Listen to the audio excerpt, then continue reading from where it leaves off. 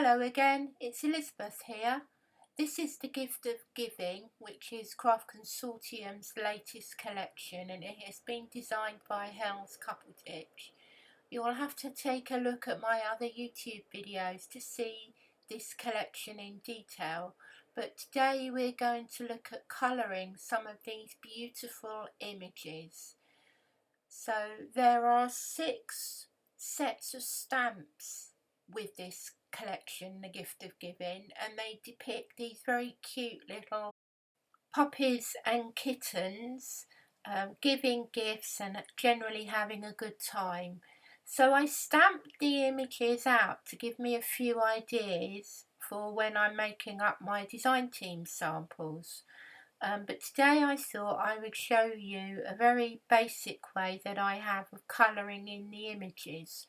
Now, usually I stamp in black with the VersaFine Clair Nocturne, but because I wanted to get a sketchy look before I began the colouring process, I decided to try stamping in grey, and again it's VersaFine Clair, but this time it's the Morning Mist. You'll get very good results whatever you use, but I wanted to go ahead and stamp a few of the images so that you could see how well they work.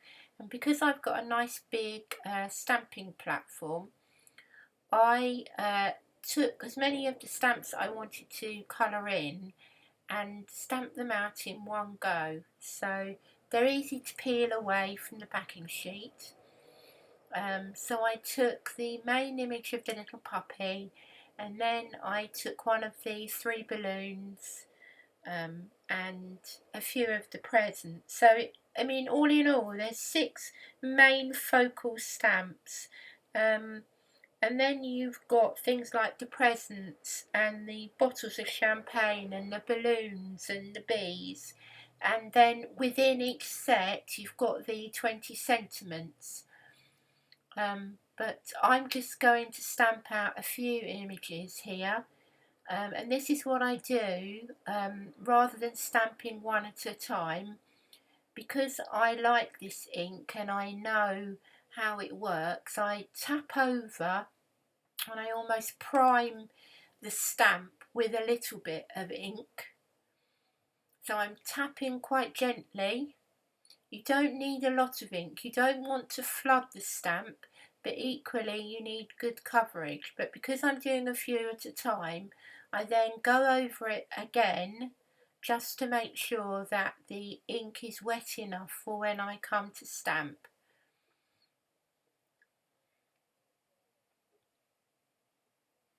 So we flip the board over and we stamp the images.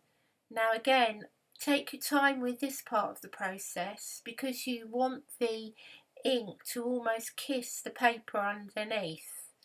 It's no point just plonking it on and then lifting it up. You won't get enough of a kiss between the 2 surfaces. So you're not pushing hard at this stage, but you are pressing firmly with your fingertips.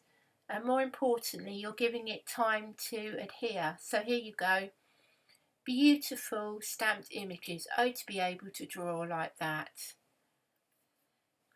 Because this is a pigment ink, you do want to allow the images time to dry. So I'm not going to work on the ones I've just stamped out.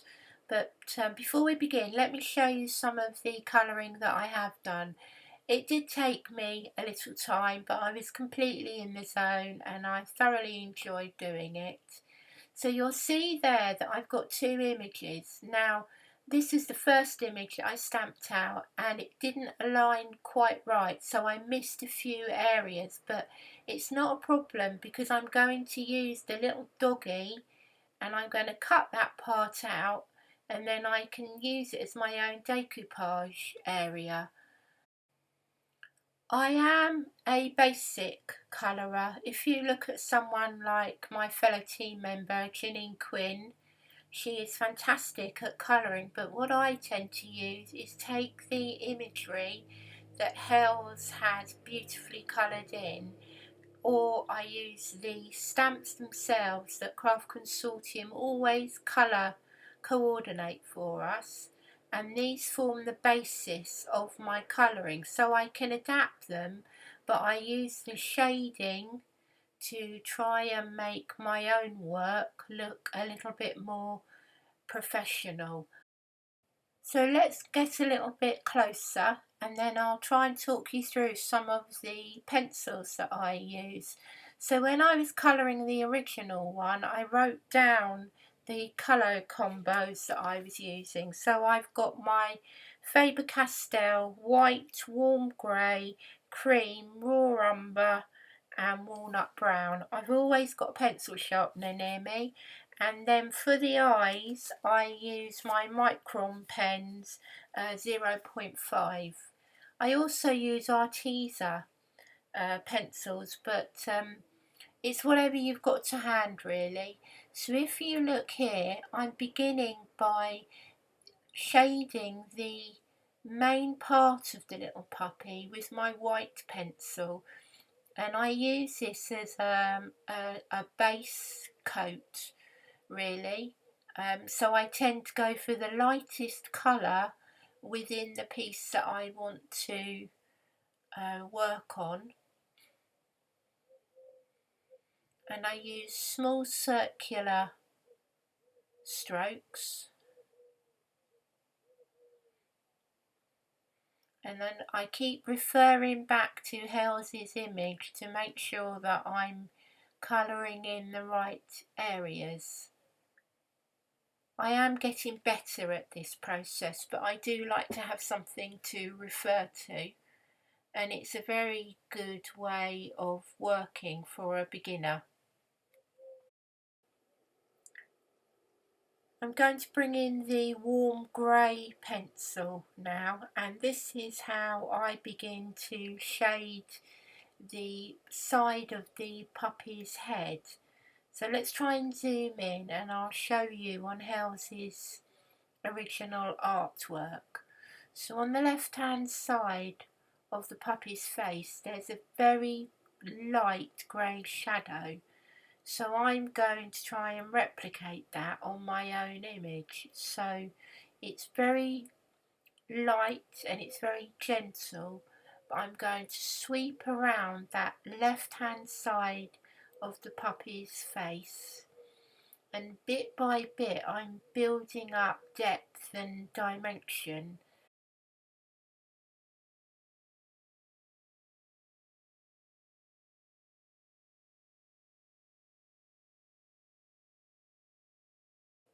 And all the time I'm looking at what Helz is doing in her own artwork and spotting little touches of colour like a very pale yellow. So on the right hand side of the puppy I am doing exactly the same. I'm referring to the artwork and then I'm using my pale yellow pencil and sweeping some warmth around the right hand side.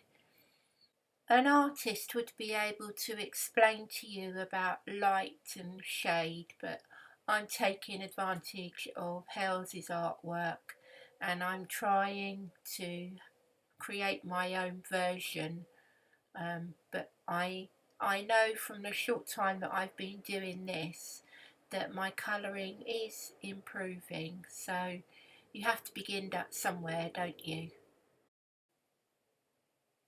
Next I'm moving on to the puppy's ears. So I've got two shades of brown here, but again I'm going in with the warmer colour and using that as my base. And I'm not pressing hard here, I really am just stroking the paper with the colour. And then I go back and I add another layer that's ever so slightly stronger. I do sharpen my pencil often because I find that that does help with the process if you've got a nice sharp point. So I'm looking at the picture and I realise that the inside of the puppy's ear is darker. So again, using the imagery, I'm working around the areas of the ear, trying to locate where the dark areas, where the shadows are in the picture, because I'm trying to make it as lifelike as possible. So I'm going to speed up while I add the brown areas.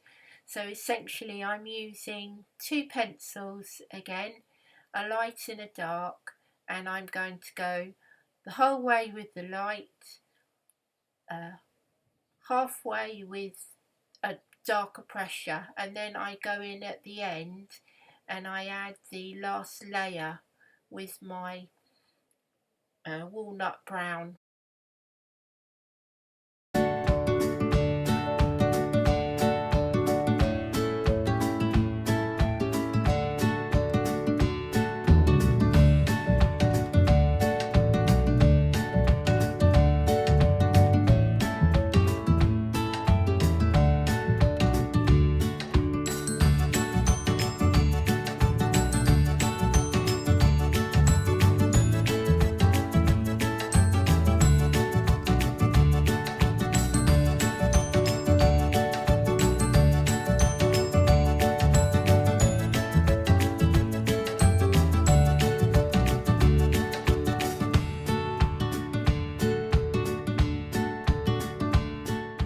I found that the walnut brown worked well on the eye patch, but I only coloured very lightly because you are working with the grey ink. So don't press too hard at this point. And then to highlight the eye itself, I go back to using my Micron pen. So this is a 0.5, but any black pen will do. And when you look closely at the image, you'll see that there's a very faint white dot. So you want to leave that open because that adds as your highlight again. When I moved on to the mouth, I did a series of dots rather than a solid line. And then I also decided to add some blusher to the puppy's cheeks, just to make it a little bit more natural looking. So it was only a small area, and then I blended it in again with my white pencil, just to knock back the colour a little bit. So for this area I'm going to finish off by colouring in the crown. So I used a pale blue, but again I was very aware that it needed to show light and dark. So I went through the whole thing with a pale blue, and then I went back to the artwork to really work out where the darker areas needed to be. So on the left hand side you can see that there's a shadow, so it's ever so slightly darker, and then behind the crown is darker as well because that's at the back of the puppy's head. So I just pressed harder with the pencil to create the shade, and then I added that last bit of colour to the back of the puppy's crown. So now I've finished all the colouring in, I'm going to spend a little time fussy cutting all the areas. Here are my finished coloured in pieces. So I've managed to colour in the 6 main elements and then all the little side pieces, and you'll see these in the upcoming card samples that I've made. So this is my first one where I took the front sheet and I turned it over to use the landscape, and then this is the first of my colour elements. So it's easy to mix and match your own work with the original artwork, makes a pretty card.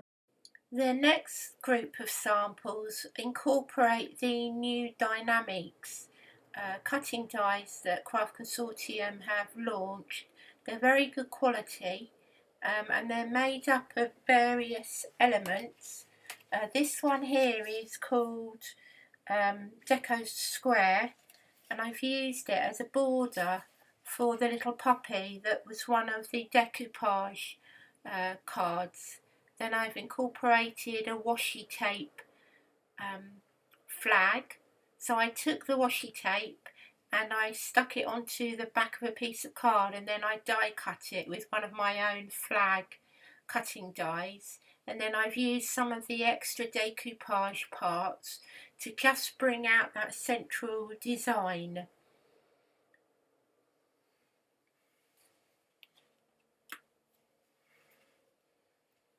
This next card I thought would be suitable for a new baby, and this one incorporates the ornate square. So again, I took the outside frame and then I turned it at an angle to create almost like a diamond, and I cut away part of the front of the card, and then I layered up the middle parts of the decoupage to create a very, very pretty card. I'm going through these quite quickly because I've got a lot to show you. This is a slightly larger folded card, and again I've used that front page and I took the landscape scene and I backed it with some green card and then the bunting, and I highlighted various areas with some clear stickles and fussy cut some of the bunting out from the back pages. There's lots of details in this card, but it works well together. This is one of the decoupage elements, so I only took a couple of pieces and layered them up with some sticky pads. But to get that frame, I used the rather elaborate deco style A5 iron frame. So it does all come together, and it's amazing how the different elements work. So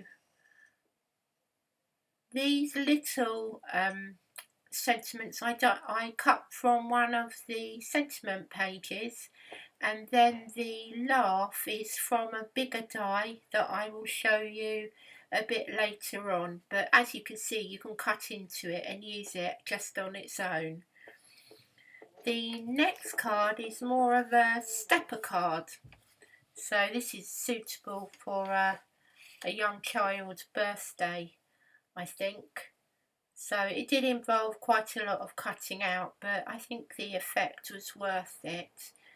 So this main element comes from the front page of the book, but I wanted a larger focal point, and for this one I needed to use 2 dies. So for the oval I used the ornate frame, just took that central one, and then from the outside edge I used the Art Deco frame, and you'll see that again used as a frame in the next card as well.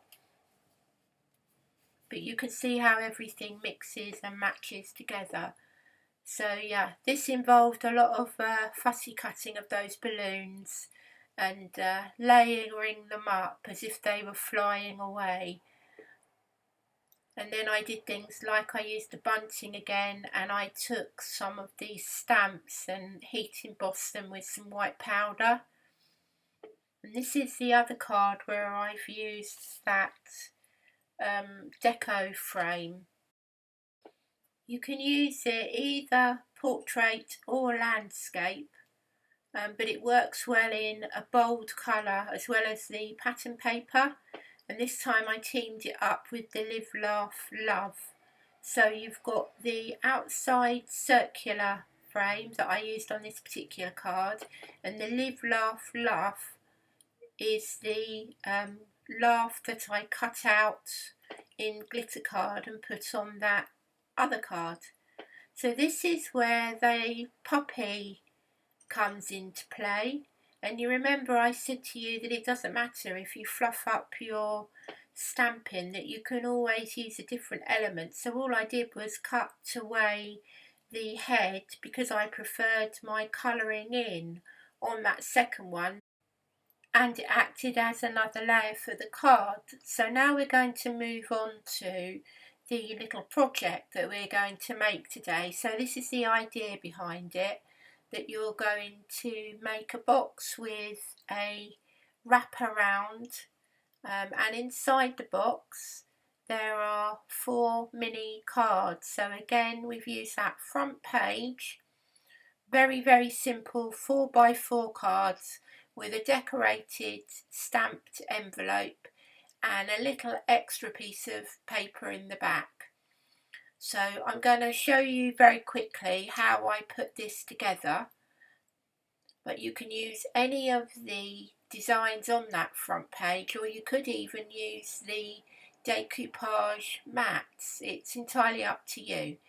So to make the box, you're going to need to take a 12x12 sheet of paper. In hindsight, the striped paper wasn't the easiest to work with, but I'll explain the dimensions as we go along. At the top, you're going to measure at 2.5 inches, 3.5 inches, 8 inches, 9 inches and 11.5 inches, which you will then end up trimming off. Then you're going to turn the piece of paper around to your side and then measure at 3 inches, 4 inches, 8.5 inches, 8.5 inches, 9.5 inches.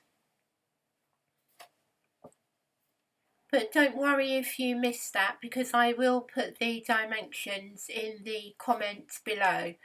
So then we're going to cut away certain areas. So I'm putting a cross in the rectangles that you will end up cutting away. I appreciate that this probably wasn't the easiest paper to show you on, but you'll get the idea. Essentially, you're cutting away the 4 top panels, and then at the bottom you're going to cut away 2 lowest panels, and then the 2 side panels you cut one edge and then you use that as a support within the box. So give your paper or your card another quick fold and burnish up all of those edges. So I use a tonic trimmer for this section, because then I can use the guide to cut away the areas that I don't want. You'll see when we get to the lower part of the box that I only cut away 2 of these corners, and then the middle band I keep, and I'll show you later on how this becomes a side support for the box. So all you want to do is to fold that in and then trim away, well, not trim away, just cut down that fold so that you can manipulate it to form the inside of the box. It also neatens up the corner. The inside bars are then stuck with some double-sided tape, and for extra security I use wet glue as well. So it's just a matter of putting the box together, bringing in those sides, gluing it carefully, and you'll find that the box is quite rigid because of the quality of these Craft Consortium papers. So to add another little detail, I take my crocodile and I round off the edges. So I use the 1/2 inch measurement, but it's a handy little way to finish off, and it also matches the cards that we're putting inside. You can add extra layers to the outside of the box, but you'll find that this is sturdy enough. So then I've taken a 4x4 card and rounded off the edges again with my crocodile. Then I'm going to pick the designs for my cards from the topper sheet, and again rounding off the corners with a crocodile or any type of punch that you have. And it's a really simple card because it's really for sending to a friend, like a notelet box. So I ink the edges just to add a little touch of dimension, and then stick it to the 4x4 card. And all I'm going to do is go back to my stickles and highlight certain areas of the design, like the daisies and the ribbon and possibly the bunting and the little stars on the puppy's hat, just to finish it off with a little bit of sparkle. And it won't take too long to dry, but it's worth adding that little detail. I don't want too much depth on the card because it needs to fit inside the box along with the envelopes. But I made 4 cards for this project, but I think you could easily add 6 if you wanted to. You can also fit in small bottles. So I used the Nouveau Drop bottles and they fit inside the box, but you could also use little bottles of toiletries or, well, anything you like, or nail varnish or something like that would make a nice gift box. So to make the inside triangle you need an 8.5 centimetre by a 4 centimetre rectangle, and then you want to measure a mark at 4.25 centimetres, and from that mark to the outside edge you use a cutter or you use a pair of scissors to create your triangle, and you'll find that fits perfectly inside that inside flap. It's only a little added extra. You could go to town and add extra paper on the inside as well. It's entirely up to you.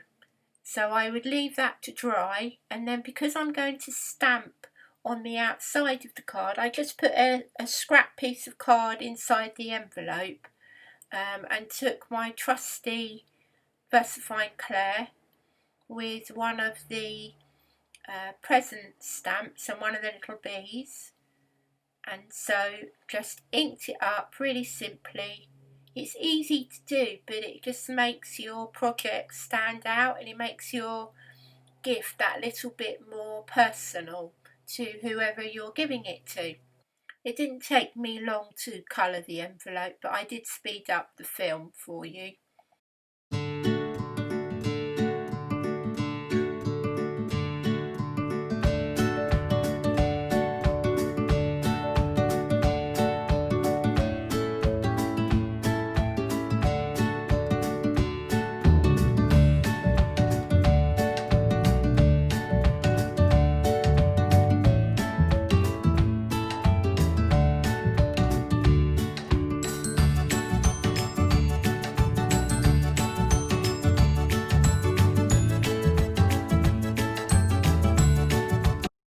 I won't make all of the cards today, but you'll remember this is the type of look that you're going for 4 envelopes and then 4 cards. So you'll need a band to close the box.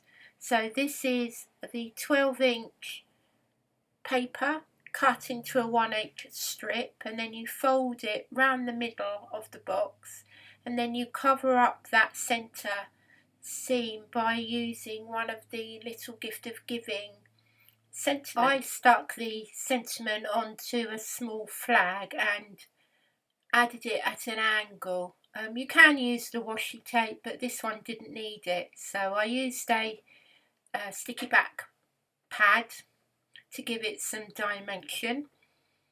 And there you go, you've got your gift of giving box set.